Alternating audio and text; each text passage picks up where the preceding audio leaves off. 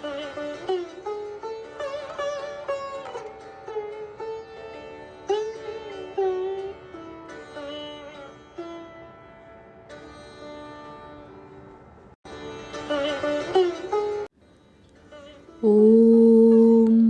यथाग्निर्दाहिका शक्ति रामकृष्णे स्थिता हिया सर्वविद्यास्वरूपां तां शारदां প্রণমাম্যহম।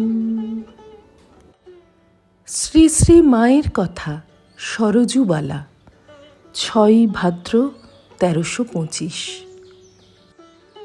সন্ধ্যার পর আজ মায়ের কাছে গিয়ে ঠাকুরকে প্রণাম করে মাকে প্রণাম করতেই শুনি মা বলছেন, বউয়ের উপর তার অতিরিক্ত শাসন, অত কি ভালো?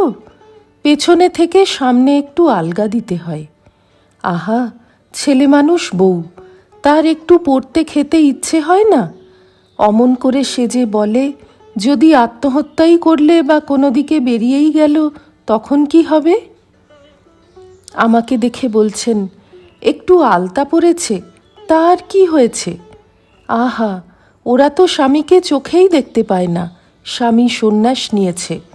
আমি তো চোখে দেখেছি, সেবা যত্ন করেছি, রেঁধে খাওয়াতে পেরেছি, যখন বলেছেন কাছে যেতে পেরেছি, যখন বলেননি এমনকি 2 মাস পর্যন্ত নবদ থেকে নামিয়েইনি।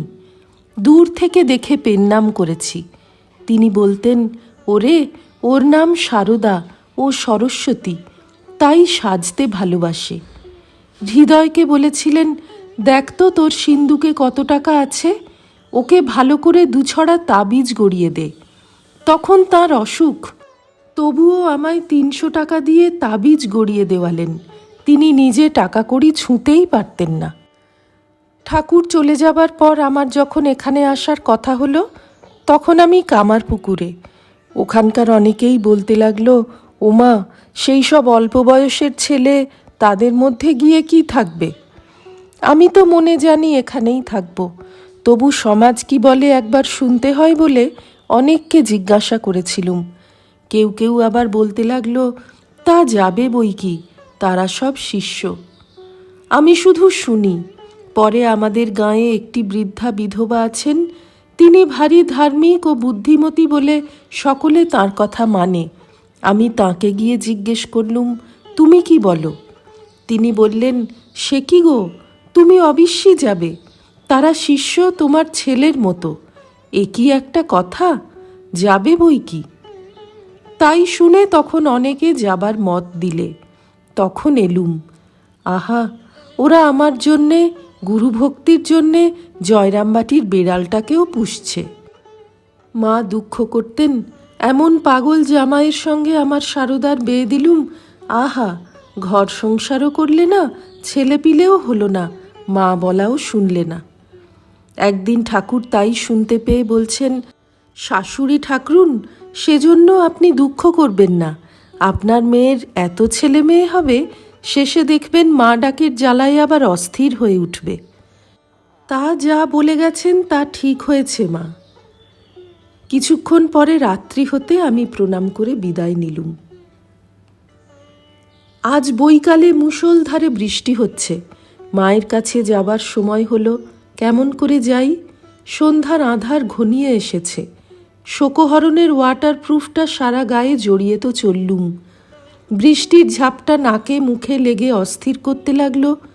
তবু সে যে কি আনন্দে, কি টানে ছুটে চলেছি, তা বলবার নয়। খিড়কি দরজা দিয়ে গেলুম। সামনে দিয়ে গেলে স্বামীজিরা দেখতে পেয়ে কি ভাববেন, লজ্জা হলো। মায়ের কাছে যেতেই আমার বেশ দেখে মায়ের এই হাসি।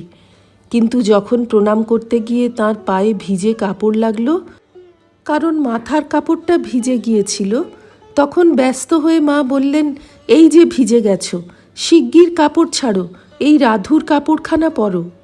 আমি বললুম, দেখুন মা, গায়ে হাত দিয়ে, আর কোথাও ভেজেনি, কাপড় ছাড়তে হবে না। মা দেখে বললেন, তাই বটে। মা একখণ্ড ফ্লানেলের কথা বলেছিলেন, তাও নিয়ে গিয়েছিলুম।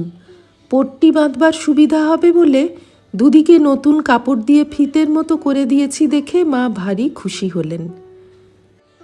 শ্রীরামকৃষ্ণার্পণমস্তু।